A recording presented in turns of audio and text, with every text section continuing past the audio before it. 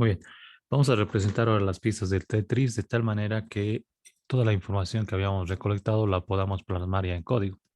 Entonces, habíamos asumido que por decir podríamos bautizar a todo este grupo de elementos como ficha, ¿no? Una ficha, si quieres ser más específico, podrías colocar ficha del Tetris o algo que tal vez te sea más agradable.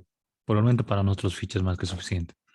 Una ficha hemos dicho que va a tener su posición, como posición, va a tener un color, va a corresponder a un tipo de ficha y va a tener un estado de rotación.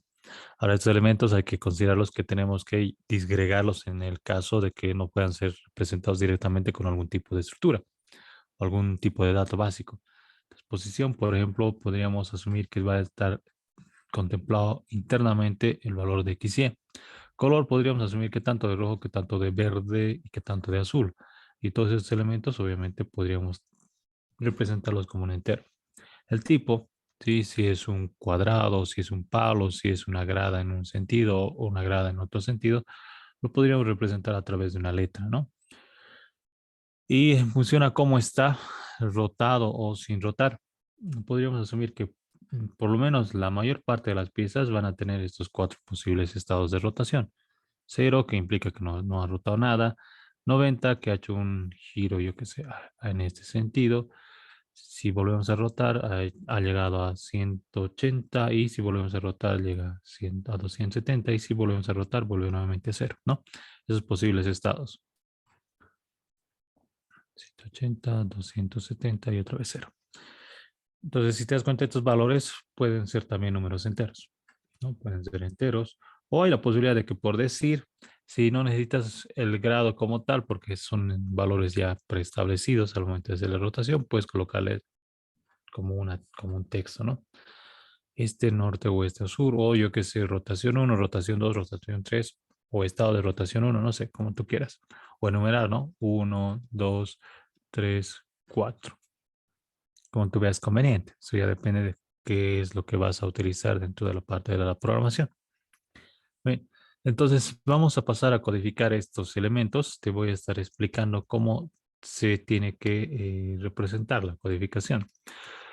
Bueno, inicialmente vamos a empezar considerando la codificación de una estructura como tal. Ya después vamos a considerar em,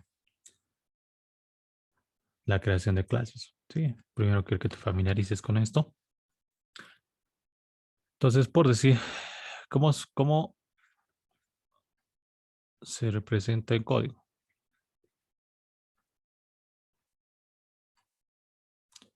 Este tipo de elementos tiene la siguiente posibilidad. Puedes representarlo como estructuras, structs, ¿ya? O en todo caso como clases. ¿Ya? Estos dos elementos los puedes representar, bueno, la agrupación de datos y contextualizarlos con un nombre genérico, los puedes representar como estructuras o como clases. Bueno, siendo legalistas en la forma en la que se representa una estructura, en pocas palabras, he dicho que es una agrupación de datos. El detalle de las estructuras es que no tienen funcionamiento incorporado dentro de la estructura como tal.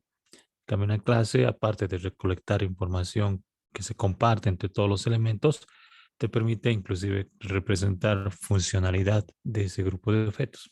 Te lo voy a estar hablando más adelante. Nosotros vamos a inicialmente considerar estructuras. Entonces, en programación, nosotros asumimos lo siguiente. Colocamos la palabra struct, colocamos acá el nombre de la agrupación que hemos considerado, el nombre de la agrupación o con lo que lo hayas bautizado. Y a continuación colocas una llave de apertura y una llave de cierre. Una llave de, esta contextualización de agarrar llaves da a entender de que vamos a agrupar código. Y a continuación lo que haces es acá declaración de variables.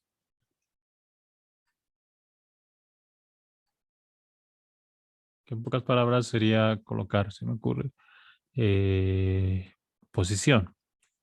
Me han dicho que la posición puede ser representada con X y Y. Cuando tú declaras una variable, por ejemplo, una variable entera A, lo hacías de esta forma: tipo de dato y nombre de la variable. De la misma manera acá, ¿no? Colocarías, se me ocurre, int X, int Y, se me ocurre. Siempre y cuando tú consideres que de alguna manera vas a segmentar esa información.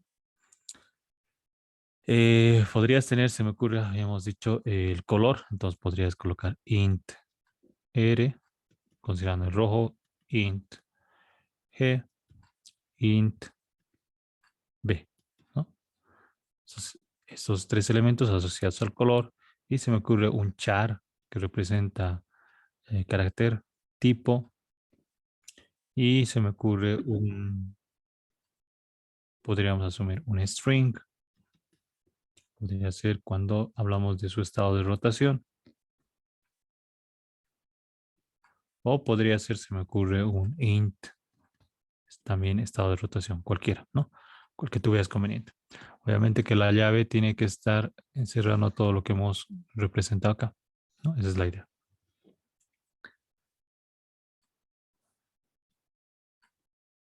Muy bien, entonces, bueno, eso sería inicialmente la forma en la que se van agrupando los datos.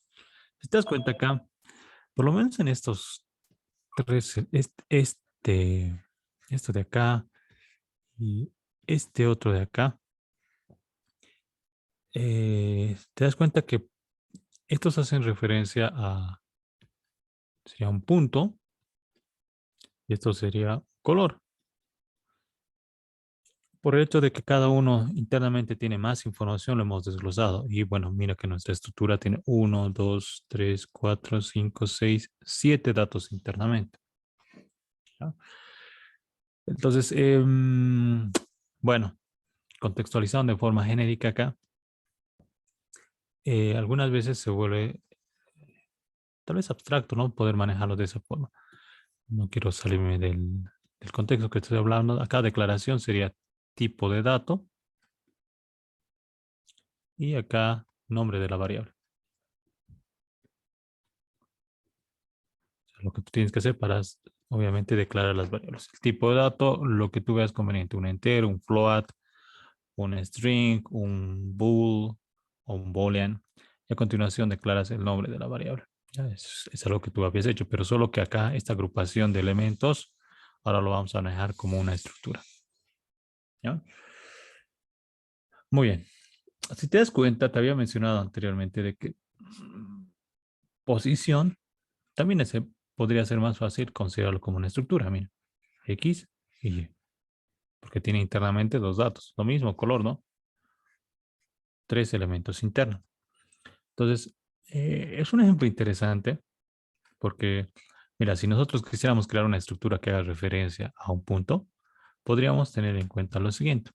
Se me ocurre. Podríamos crear struct.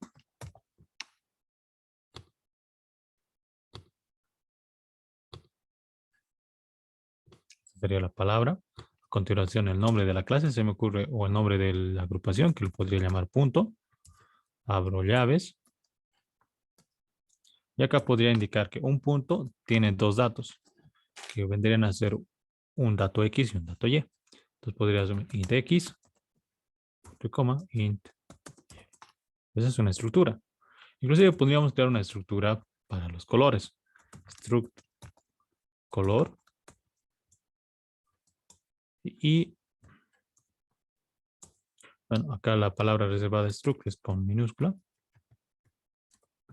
Y acá podríamos decir que, por ejemplo, tenemos un int que hace referencia a qué tanto de rojo, un int a qué tanto de verde y un int a qué tanto de azul. ¿Te das cuenta? Estamos segmentando la información. Y ahora mira, una vez que tengamos declarado eso, ¿cuál es el propósito de declarar estructuras de datos? De que manejemos toda esa información como uno solo. Entonces mira, podría declarar un struct que se llame, que se ficha. Acá abro llaves, ya estamos haciendo algo más genérico. Y podríamos asumir que por decir una ficha, habíamos dicho que tiene un punto. Acá en el ejemplo te había desglosado todo. Pero en vez de colocar XY, yo puedo decir el tipo de dato, que podría ser punto, y llamarle P. Tú sabes que implícitamente P, internamente, por lo que hemos declarado acá arriba, tiene XY. Esa es la idea. Y lo mismo acá. Podríamos asumir que podríamos tener un color, que lo llame C, y después tener un char que se llame tipo, Esto podríamos representarlo como una numeración. Y acá podríamos tener, se me ocurre, un estado de rotación que podría ser un entero también, int, estado de rotación. Esta es la idea, ¿no? Vamos agrupando información dentro de estructuras. Estructura punto, estructura color. Y acá lo bonito de esto es que cuando nosotros hemos hecho esta agrupación, mira, tienes P, que en pocas palabras para ti es una variable, pero que ahora ya asume que va a ser de un tipo punto. Este punto, cuando tú hayas aprendido a programar, no existe, ¿no? Sino es una declaración propia que lo hemos hecho en este sector, acá arriba. Acá arriba está la definición, si quieres verlo, de ese dato, definición. Todo lo que estamos haciendo acá es hacer una definición de un nuevo tipo de dato. Hasta donde tú manejabas en programación 1, tú tenías tus datos primitivos, es decir, un int, un float, un char, un bool, no sé, los primitivos como tal. Pero ahora nosotros vamos a poder utilizar otros datos que son conjuntos como tal, que los estamos definiendo acá. Entonces yo puedo decir color, colorcito. Es decir, que acá estoy asumiendo de que mi tipo de dato va a ser color y la variable se va a denominar colorcito, ¿no? Definición de una variable es de esa forma, ¿no? Te vuelvo a recalcar. Tienes tipo de dato y variable. Esa es la forma en la que se declara una variable como tal, o nombre de la variable, nombre de variable. Entonces, cuando tú declaras una variable entera, por ejemplo, A es la variable y su tipo, por decir, colocabas int, que hacía referencia a que es un entero. Pero solamente hasta en tus anteriores asignaturas tenías la limitancia de poder utilizar estos elementos. Ahora tú vas a poder definir tus propios tipos de datos, que en pocas palabras estás agrupando información para poder manejarla de mejor forma. Esa es la idea de una estructura como tal, por lo menos ya a nivel técnico, un struct. Es una agrupación de datos con el fin de poder tener esa información agrupada y poder utilizarla ya como un todo. Es decir, que cuando yo agarre colorcito, yo sé que colorcito, ¿sí? Esta variable, internamente tiene R, G y B. Esa es la idea.